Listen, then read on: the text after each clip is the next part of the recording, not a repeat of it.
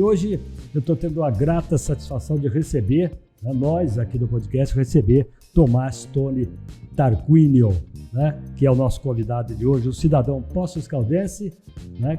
Vou contar a história dele para você. Vamos primeiro agradecer você, Tomás, por ter tirado esse tempinho para a gente bater um papo e falar um bocadinho desse assunto que eu comentei, né? Que eu vou falar já.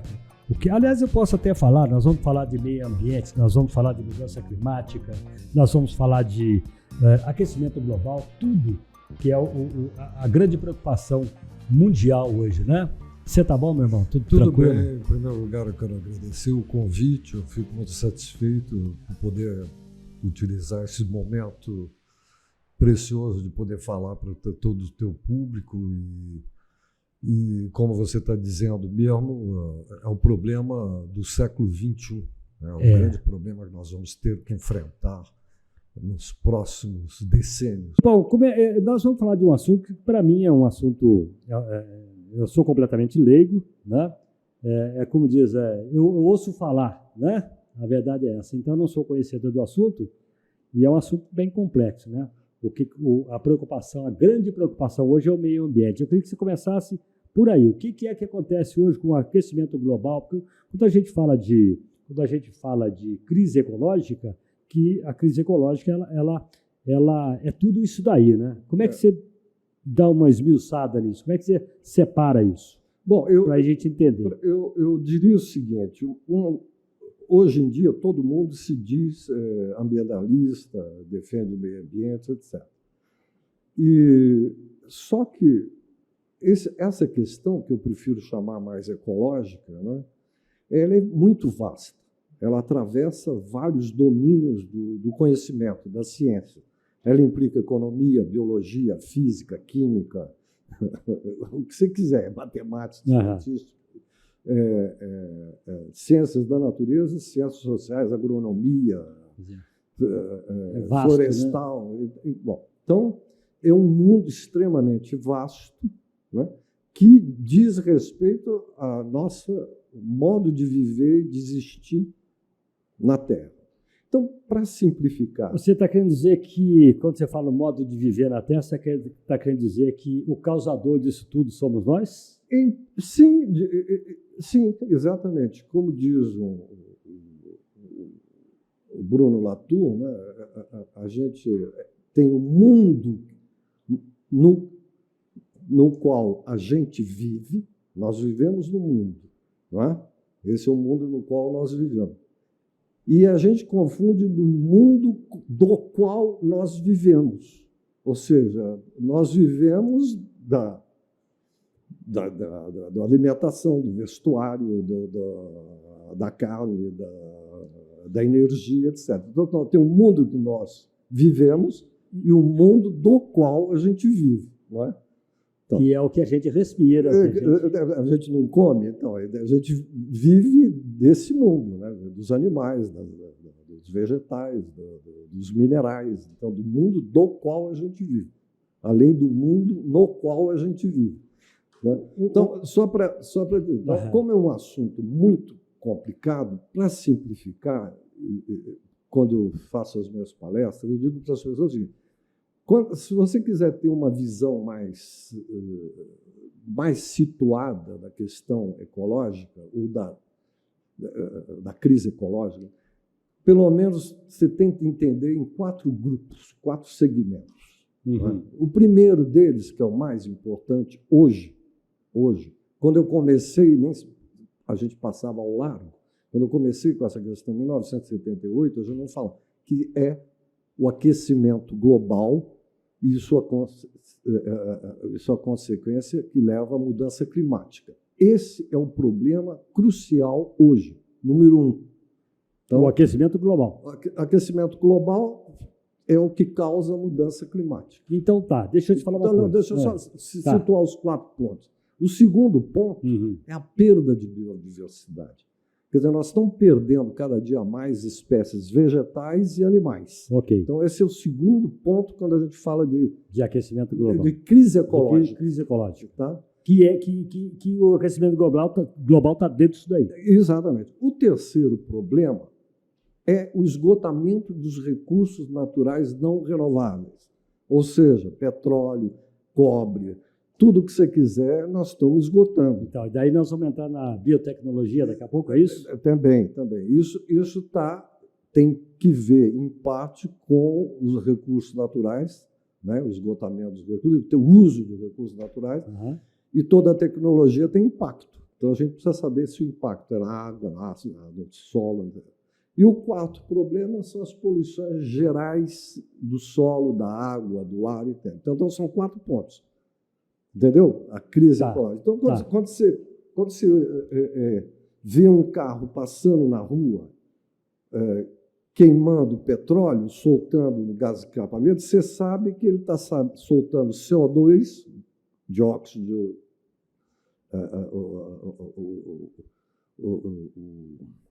dióxido de carbono, que é o CO2, você sabe que ele está emitindo, que está afetando a atmosfera. Então, ele está provocando o aquecimento global e ele está provocando a mudança climática. Quando você vê uma espécie que desaparece, seja vegetal ou animal, você está no segundo ponto. O aquecimento global pode afetar também a extinção de espécies, entendeu? Sim. Então, somente para você situar quando você tiver... Isso está acontecendo? Está acontecendo. Só para você ter uma ideia, 68% na Europa que se fez teste, 68% da população não é de extinção, da população dos vertebrados, quer dizer, aves e mamíferos, etc., diminuiu na Europa nos últimos 40 anos.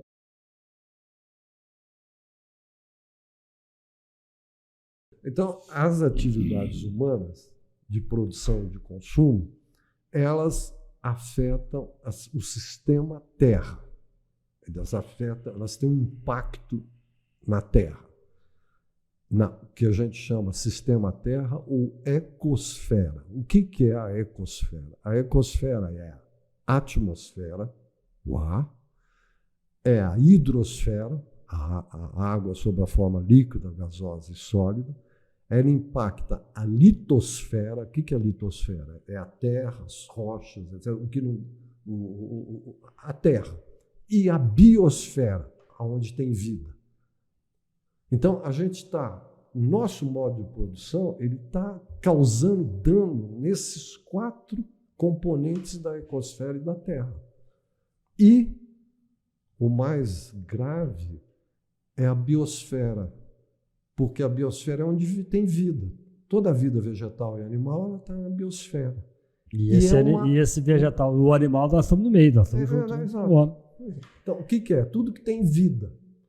E esse é o grande privilégio nosso, da nossa Terra, porque até agora a gente só descobriu vida aqui. No sistema solar ainda não descobriu. Talvez exista em outros lugares.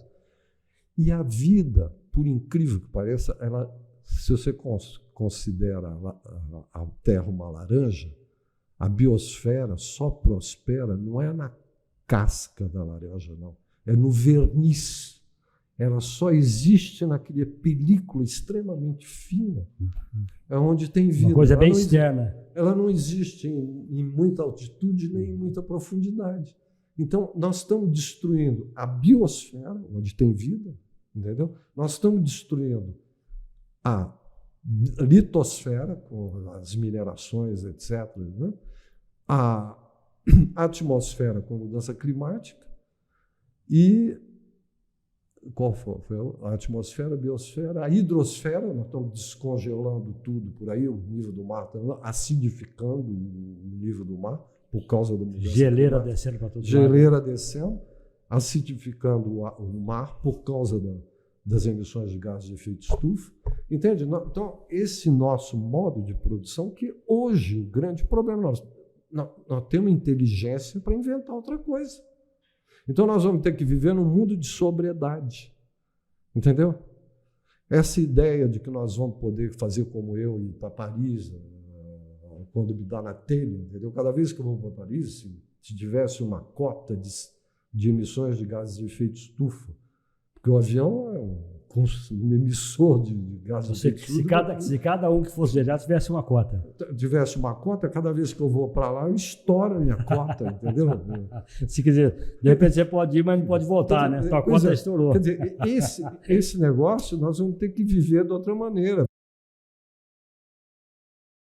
Porque tem o seguinte, essa destruição, ela não é feita igualmente por toda a humanidade. Quanto mais energia você usa, mais você altera o meio natural. Ou seja, a energia é uma grandeza física que tem a propriedade de alterar o estado de um sistema. Para simplificar, se você imprime mais energia ou menos energia, você aumenta a temperatura de um recinto ou baixa a temperatura do recinto. Se você usa mais energia ou menos energia, você altera a velocidade de um veículo. Você altera a forma, se bate dois veículos um contra o outro, 1 a 50, você altera a forma dele. Se você usa um motor, a explosão, a gasolina... Que é o que é feito hoje. Que o motor a combustão, você está decompondo o petróleo em CO2, você decompõe a matéria.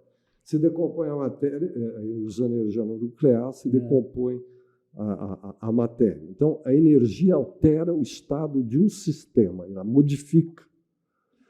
Quanto mais, no sistema econômico, quanto mais energia você emprega no sistema econômico para produzir, mais se altera o meio natural. Entendeu? Então, quanto mais se injeta, então, isso é um problema. Então, esse processo de crescimento que nós tivemos, o mundo conheceu, sobretudo a partir dos anos 70 e acentuado a partir dos anos 80, 90, onde a gente está emitindo 4 vezes mais do que emitia em 1970. Então, isso aí está fazendo uma alteração da ecosfera, desses 4 componentes, que está inviabilizando a habitabilidade no planeta. Então, vai ficar cada vez mais inabitável. E esse consumo não é extensivo aos 8 bilhões de habitantes, não. É apenas 30% que desfruta de diferentes maneiras dessa modernidade. A maior parte da população do planeta não está nesse processo. Mas sofre a consequência. Vai sofrer, metade, 38% da população do planeta vive em sistemas agrícolas muito modestos, de autarquia, de autossuficiência, com poucas trocas com isso, e tem poucos produtos industrializados. Agora, você está falando do pequeno produtor? É o pequeno produtor no mundo. São 38%. Como é que a gente vai integrar essa população nesse modo de vida? Não tem como, porque já 30% está causando esse estrago, você imagina como é que a gente vai... O caminho é muito longo, né? O caminho é muito longo e árduo. Qual é o país? Porque eu vi numa entrevista sua com o Nassif, sim, né, que eu até anotei, né? Você falou em países com menos responsabilidade na modificação climática. Que países são esses? E que esses países eles vão sofrer futuramente, são os que mais vão sofrer também. Quais são esses países e por que eles vão sofrer mais que os outros? Se você pega as emissões de gases de efeito estufa, são vários, né? O CO2, o metano, os óxidos nitrosos, são vários gases de efeito estufa. O mais importante é o CO2, né? Que é o que da combustão de energias fósseis, de carvão, de petróleo e de gás natural. Que é o que nós mais usamos hoje. É o que mais usamos. 85% das energias consumidas no mundo hoje são fósseis. É carvão, é petróleo e é gás. Tá. Entendeu? Então, os países, quanto mais rico, mais emissões de gases de efeito estufa eles produzem, sobretudo CO2. Então, o que eu estava mostrando é o seguinte: os Estados Unidos emitem... É um país rico? É rico, ele emite 30 vezes mais gases de efeito estufa do que o Bangladesh. Ah, tá. Então, a responsabilidade do aquecimento global, certo? Acho que eu estou usando a palavra certa, né? Exato. A responsabilidade dos Estados Unidos, ela é 30 vezes maior que Bangladesh. E se você pegar per capita, então, é impressionante. E aí a China? A China, hoje, ela é o maior emissor de gás de efeito estufa do planeta. O que é isso aqui? Isso aqui, esse gráfico. É um gráfico, aqui, né? Uma das coisas que eu não falei, que é o aquecimento global, que é aquele primeiro problema, um grande problema que nós temos. Eu não adiantei o assunto aqui não, né? Não. Tá. Esse gráfico aqui mostra o seguinte: a causa principal do aquecimento global é a energia fóssil. Porque a energia fóssil ela emite CO2, essencialmente CO2. Emite outras coisas também, mas também CO2. Então, hoje no planeta, 85% aproximadamente de todas as energias que a gente emprega no planeta, elas são de origem fóssil. E a energia fóssil... É a energia que se queima. Quando ela queima, a combustão dela, ela libera CO2. Só. Libera também metano, E o CO2 é o principal gás de efeito estufa. Tá. Entendeu? E você tem condição de mostrar isso? Essa parte negra aqui é o seguinte, que eu estou mostrando, porque a gente tem que levar em conta que são as fontes de energia não são 80. Quais são as energias que a gente usa? Lenha, tração animal, a força muscular humana, né? Como é que é o homem? O homem é um conversor de energia. Ele come 2.000 quilocalorias por dia para sobreviver, mas ele só consegue transformar em energia mecânica 500 quilocalorias. Ou seja, se você der uma pá e uma picareta para ele fazer um buraco, ele vai passar o dia inteiro fazendo aquilo, ele vai transformar com a pá e a picareta só 500 quilocalorias em energia mecânica para fazer o buraco. Então, a energia fóssil, mecânica? Não, então a biomassa é uma energia, né? A lenha, a alimentação, etc. Biomassa. Os animais que comem biomassa. Né? E aí, entre os animais estão os homens também. E os homens, é a mesma coisa, a energia da biomassa. Né? A energia da biomassa é a lenha e a comida, feijão.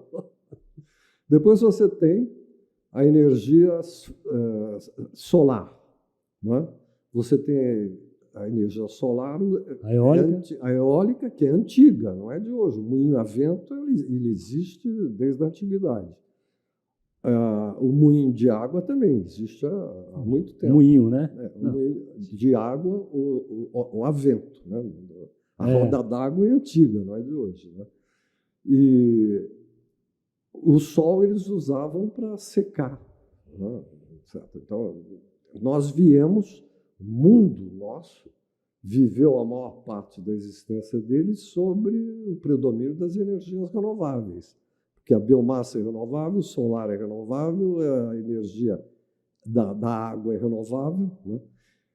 A modernidade, a partir de 1850, a gente começa a usar as energias fósseis. Você está falando de modernidade de 1850 para cá. De 1850 para cá. Do fim do século XVIII, começo do século XIX, digamos assim. Mas os dados que a gente usa hoje, né, para medir, usa a partir de, por exemplo, a temperatura média, que vai aumentar de 1,5 grau a 2 a partir de 1850. Só para dizer, então eu estava falando, quais são as fontes de energia? A biomassa, a lenha, a energia do sol, a energia do vento, a energia da água, carvão, petróleo e gás. Mas e a elétrica? A elétrica ela surge depois da Revolução Industrial. Tá, mas ela está no pacote também. Está no pacote. Então, você tem a energia hidroeletricidade, que é uma energia dita renovável. Para você fazer energia elétrica, você pode fazer com água, que é o moinho que você falou. Com queda d'água, na verdade. A queda d'água, Itaipu, etc., é hidroeletricidade. Nós temos aqui uma usina, né? Exato. Isso aí é hidroeletricidade. O que é eletricidade? Você faz girar um alternador, uma roda d'água, e você coloca um alternador ali, ele transforma, coloca ali uma turbina e ela gera eletricidade. Como é que você vai fazer girar esse negócio? Você pode botar um cara pedalando lá, igual numa bicicleta com luz, ou você pode usar o carvão, você esquenta a água. Ela forma vapor, e o vapor você solta ele, e esse vapor forte faz girar uma roda d'água com um alternador, uma turbina. Ou você usa gás para queimar, é a mesma coisa. Ou você usa energia nuclear, que é você aquece a água com energia nuclear. Ela pode ser feita com lenha, com queda d'água, com carvão, com gás, né? E petróleo. Só que o petróleo é mais usado para transporte. Então, a hidroeletricidade... em fábricas também. Né? Petróleo é usado também em fábricas. Né? Fábrica também. Mas é 15% que é usado mais na fábrica. Os 80%, 85% é essencialmente para... O problema é que, no mundo, quase 70% da eletricidade mundial é feita com carvão e gás. Não é o caso do Brasil. Entendeu? As pessoas acham que a hidroeletricidade ilumina o mundo. Não é. É 5%. Diga uma coisa, o Brasil, onde é que está o Brasil aí? Que posição que está o Brasil? Está adiantado? Vamos dizer. O Brasil tem uma vantagem porque a gente tem um potencial hidrelétrico muito grande. Uhum. Né? Mas do total de energias que a gente consome no Brasil, a hidroeletricidade é 19%, 20%. Uhum. Por exemplo, todo o transporte aqui é petróleo. O teu carro, você sai daqui, vai ali na esquina e volta, vai comprar pão, é petróleo. O que chegou aqui, essa água aqui, chegou aqui na nossa mesa, é petróleo que trouxe. O que você quiser, esse microfone aqui, tudo que está aqui foi transportado. Então, o transporte tem um peso muito grande. O setor industrial, ele necessita, por exemplo, você para fazer cimento, você precisa o carvão ou gás. Você não faz cimento com eletricidade. Você pode até fazer, mas vai custar muito caro. Não é viável economicamente. E economicamente não é viável. Não só é inviável, né? Como é que você faz aço? Como é que você faz cobre? Você tem que usar carvão ou gás. Então, você usa energias fósseis. Né? Então, 85% do que é produzido no mundo é feito com energias fósseis. Então, quando a gente fala nós temos que descarbonizar, é um negócio complicado. Como é que você vai descarbonizar do dia para a noite isso aqui? Não é um negócio simples. A gente não pode esquecer que as emissões de gases de efeito estufa a partir dos anos 70, a gente está emitindo 4 vezes mais.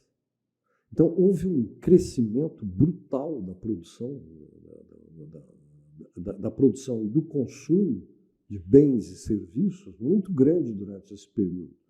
Sobretudo com a inclusão da China a partir do final dos anos 90, começo dos anos 2000. Só para te dar um exemplo, no ano 2000, o Brasil tinha 30 milhões de veículos de 2 rodas a 4 rodas, veículos a motor térmico, usando gasolina.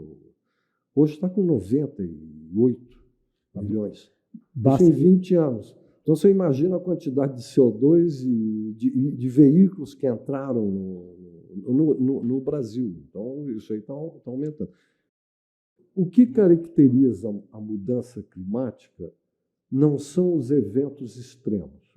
Eventos extremos, chuva forte, inundações, ciclones, ventanias, granizo, isso sempre houve. Não é? O que caracteriza é o seguinte, a frequência. Então, a frequência aumentou. Eu não tenho os dados de cabeça, mas eu sei que, por exemplo, os ciclones no Caribe, nos Estados Unidos, parece que eram 5 por ano, agora estão em 12, 13. Né? Então, a frequência. Então, a quantidade de inundações, grandes inundações, vamos supor que era uma por século, agora está acontecendo uma a cada 10 anos. Né? Eu estou chutando valores porque eu não tenho... Não tem... Isso aqui varia, né? De região para região. Bom. Tomás, me diga uma coisa. Deixa eu só terminar, que são 4 razões. Tá. Então, a frequência, em seguida, a intensidade, quer dizer, chove mais, o vento é mais forte, entendeu? A intensidade é maior. A terceira, a duração. Então, os eventos duram mais. E outra coisa que tem menos que ver, há uma certa mudança da estacionalidade. Então, vamos supor, não sei, vou chutar aqui, o café, ou tal planta, florescia em maio, agora está florescendo em abril. Então, isso é o que caracteriza a mudança climática. Então, os eventos extremos eles estão se acentuando, quer dizer, em frequência, intensidade, duração e mudança. Então, essas inundações que a gente viu aqui, elas vão se repetir cada vez mais. Porque as pessoas acreditam que nós vamos viver num mundo que é a prolongação desse mundo que nós estamos vivendo hoje.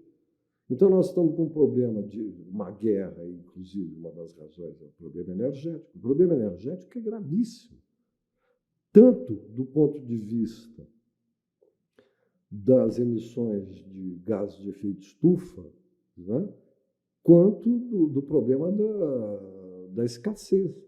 O pico do petróleo convencional já passou em 2007. O que a gente está tendo agora é um petróleo não convencional, um petróleo de xisto, etc., que também não há como aumentar. Nós consumimos hoje 100 milhões de barris de petróleo por dia. 100 milhões? 100 milhões de barris de petróleo por dia. 80%, mais ou menos, 85%, é para transporte. Um barril tem 45, a medida. Por que é um barril? Porque quando o coronel Drake começou a explorar petróleo nos Estados Unidos, em Titusville começou a vender petróleo para lamparina, ele pegava barril de arenque e enchia daquele peixe arenque, e enchia de petróleo e mandava para Nova York. Entendeu? Então a medida passou a ser o barril. Hoje ela é usada, mas não se transporta mais petróleo para o barril, mas a medida... Um barril tem 40, 50 centímetros de diâmetro por 80 de altura, mais ou menos isso. 100 milhões de barris, se você coloca ele em volta da linha do Equador, ele dá 2 vezes a volta à linha do Equador. Nós gastamos isso por dia.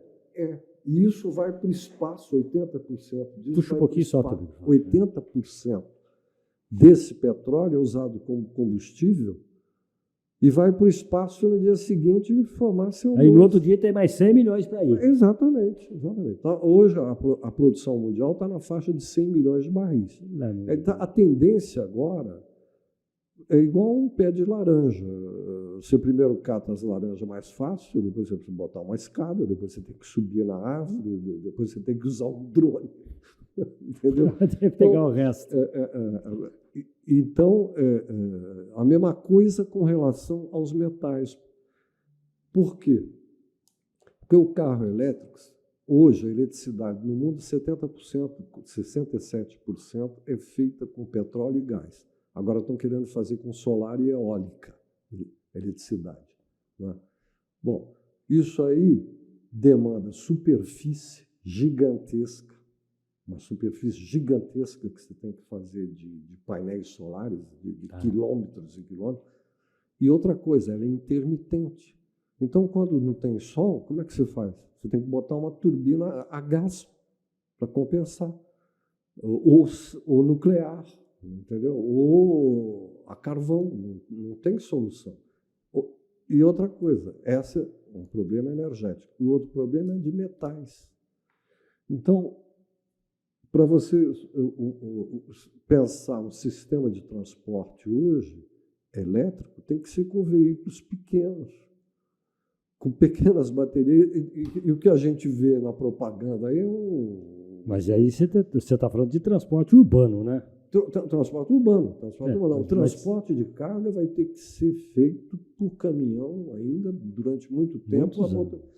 Porque uma cidade como São Paulo, imagina. Ela é abastecida por um fluxo de caminhões de carga constante, diário e tenso. Entendeu? O pessoal pensa que é carro. Não. Se a cidade ficar 10 dias sem esse fluxo, 15 dias, vai ter gente comendo nada, entendeu? Entende o que é? Então, a manutenção das cidades grandes vai ser um grande problema, porque foi graças às energias fósseis que as cidades puderam se ampliar. Energia fóssil está isso aqui. A energia fóssil é tudo isso aqui. Ou seja, dá para mostrar ali? É isso que precisa substituir. Esse preto? A verde são as energias renováveis, sobretudo a hídrica e a lenha, e um pouco da solar e eólica, e a cor de rosa é o nuclear. O nuclear só faz eletricidade, não faz outra coisa. Né? E outra coisa, é uma energia caríssima. E ela é 5% de toda a energia no mundo. A hidroeletricidade é 5% de toda a energia. Tomás, assim, então, se a gente começar a parar e pensar, botar a cabeça no travesseiro e começar a pensar, claro, a nossa situação... Por isso que eu acho que hoje a gente tem que dar uma informação muito maior e as pessoas não têm a obrigação de saber também, não, entendeu? É o que eu disse quando eu comecei, a gente não tinha dados, elementos mais de base quantitativos, nem qualitativos. Né? Hoje a gente já tem dados quantitativos e qualitativos muito maiores. Então a gente está sabendo mais do que está acontecendo. Quando eu comecei, não se falava em passão. Aquecimento global, emissões de CO2, né? Mas isso daí era uma coisa vaga que você ouvia no teu meio ali, né? Não era uma coisa tão popularizada como é hoje. Né? Porque hoje, o cara, por mais leigo, como eu sou, por mais leigo que ele seja, ele já ouviu falar em biotecnologia, ele já ouviu falar em mudança climática e aquecimento global. Não é? É uma das componentes da biotecnologia, entendeu? A energia solar, a tecnologia solar, eólica, é outra componente, mas não vai ser a solução, um milagre para tudo. Sim. Então, nós vamos ter que ter uma gama bastante grande de alternativas e vai depender de região, entendeu? Isso não se faz em 10, 15, 20 anos. Né? Isso não acontece em 10, 15, 20 anos. Não acontece. Por isso que eu estou dizendo. E outra coisa, o futuro não é o prolongamento do presente, não, porque o mundo é finito. As pessoas estão imaginando que o mundo é infinito. Isso aqui. E quando eu me dei conta que o mundo tem 13 mil quilômetros de diâmetro, eu não sei se você sabe o que é isso. É ir daqui, um pouquinho mais de São Paulo para Paris. É o diâmetro da Terra. O diâmetro é 13 mil quilômetros. O que eu digo é o seguinte, nós temos que viver procurar agora viver de uma maneira sóbria e sobriedade compartilhada. Tomás, eu quero agradecer aqui a tua vinda aqui, né?